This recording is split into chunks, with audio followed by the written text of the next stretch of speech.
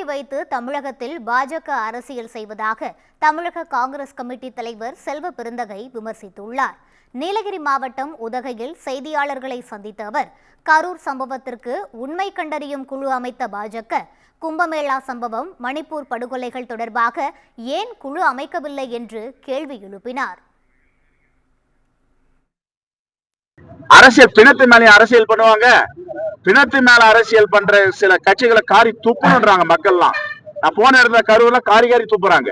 இது என்னங்க அரசியல்? இது ஓட்டு, ஒரு பக்கம் ஓட்டு திருட்டு, இன்னொரு பக்கம் வாக்கை எப்படியெல்லாம் ஏமாத்தி பெறலான்னு. தப்புங்க. அரசியல் பண்ணக்கூடாது. இதுல அரசியல் இருக்க கூடாது, அனுதாபம் மட்டும் தான் இருக்கணும்.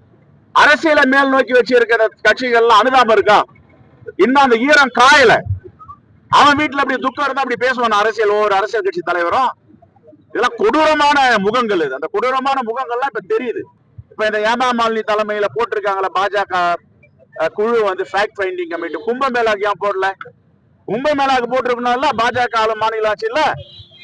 சரி, மணிப்பூர்ல இவ்வளவு படுகொலைகள், வன்புணர்வுகள் நடந்துச்சு, அதுக்கு ஃபேக்ட் ஃபைண்டிங் கமிட்டி பாஜக போட்டாங்களா? ஏமா மாலினி தலைமையில் அங்க அனுப்ப வேண்டியது தானே? கும்பமேளாக்கு அனுப்ப வேண்டியது தானே? எவ்வளவு பாலங்கள் இடிஞ்சு விழுந்து நூற்றுக்கணக்கான மக்கள் இறந்திருக்காங்க, அங்க அனுப்ப வேண்டியது தானே?